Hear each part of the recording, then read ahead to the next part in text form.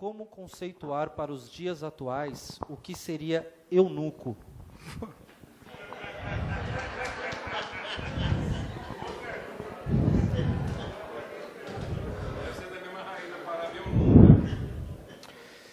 Jesus diz que algumas pessoas nasceram eunucos, outras foram feitas eunucos e outras a si mesmas se fizeram eunucos. Eu acho que há pessoas, eu não conheci nenhuma até hoje, mas que não sente necessidade de sexo, para quem o sexo não é uma força imprescindível. Elas conseguem viver bem, e de fato eu já conheci pessoas assim, conheço pessoas assim, são as que nasceram eunucos. As que foram feitas eunucos, eu acho que são pessoas que sofreram uma agressão e uma violência contra a sua identidade sexual, contra a sua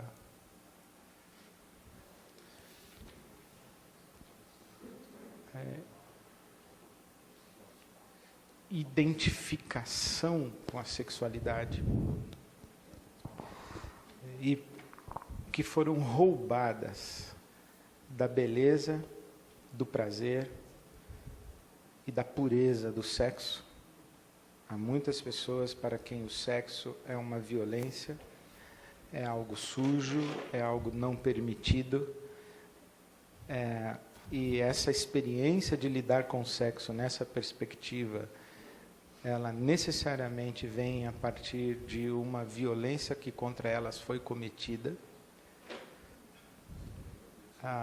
E terceiro, pessoas que a si mesmas se fizeram eunucos. São pessoas que, por uma razão maior, abrem mão da vivência da sua sexualidade e escolhem viver sem o sexo. Por exemplo, optando ou pelo celibato ou pela abstinência sexual.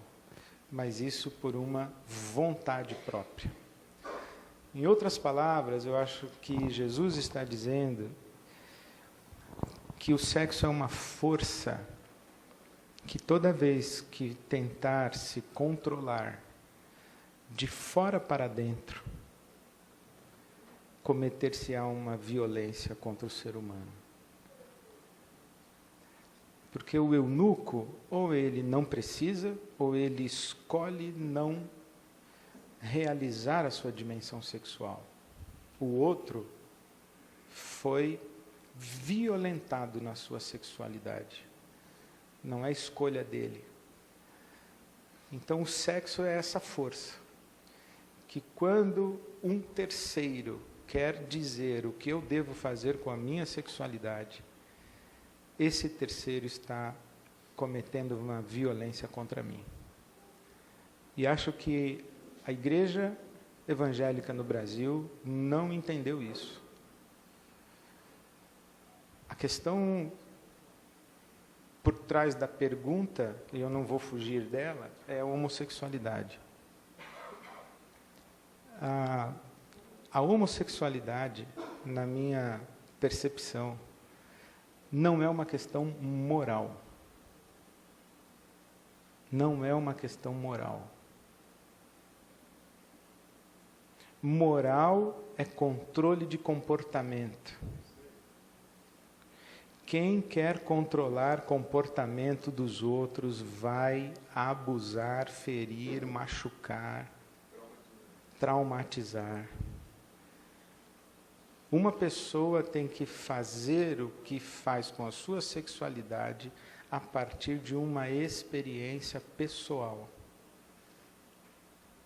E ela decide o que fazer.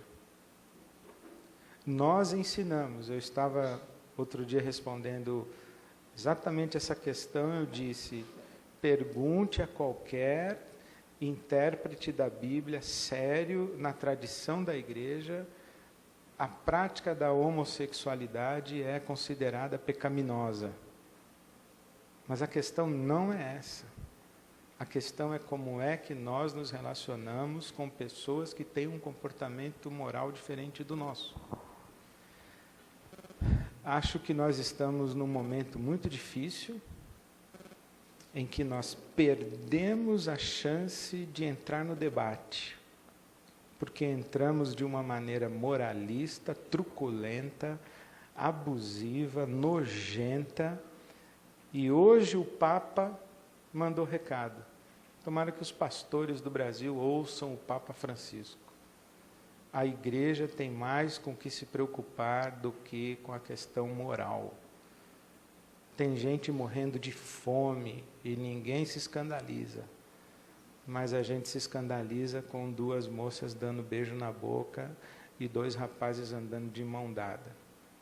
A gente não se escandaliza com um mendigo caído na rua. A gente se escandaliza com um homem andando de mão dada com outro homem. Alguma coisa está muito errada no coração dessa igreja no nosso país e da sua liderança pastoral que está ensinando esse comportamento homofóbico, sim. Não estou fazendo nem a defesa nem a apologia e acho que todo militante é boçal. O militante contra a causa gay é boçal e o militante a favor da causa gay é boçal. Eu sou pastoral. Eu convivo com homens e mulheres, pais e mães, que convivem com um sofrimento profundo por causa da questão da orientação, da condição, da identidade sexual de seus filhos e inclusive de si mesmos.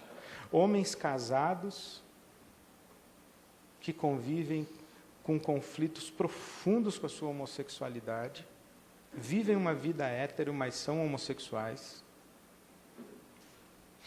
Homens e mulheres cujos filhos, nesse atual momento do Brasil, não só saíram do armário, mas deram um pontapé na igreja e não querem mais saber de igreja e de pastor, se revoltaram, se rejeitaram radicalmente porque sempre foram rejeitados. E nós ficamos discutindo se homossexualidade é pecado ou não é pecado. É uma discussão relevante, mas honestamente, na minha opinião, não é a mais relevante. A mais relevante é o que é que nós fazemos com as pessoas que sofrem por causa da sua condição sexual. E não são só os homossexuais, são os heterossexuais. Por exemplo, uma mulher viúva de 42 anos com 2 filhas adolescentes disse assim para mim: pastor, eu comecei a namorar.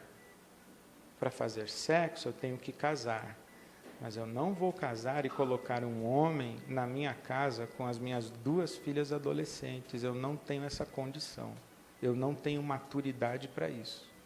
O que eu faço? O que nós fazemos com um grande contingente de pessoas divorciadas nas nossas comunidades?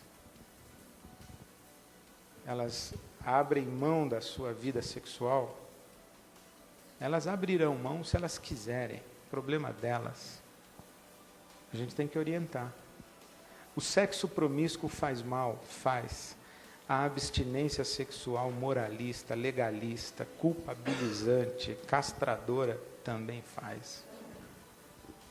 As pessoas precisam ser levadas a uma experiência profunda e honesta consigo mesmas e com Deus. Sexo é um assunto muito mal cuidado dentro das nossas igrejas. E eu acho que já falei demais, até se puder cancelar da gravação, até agradeço.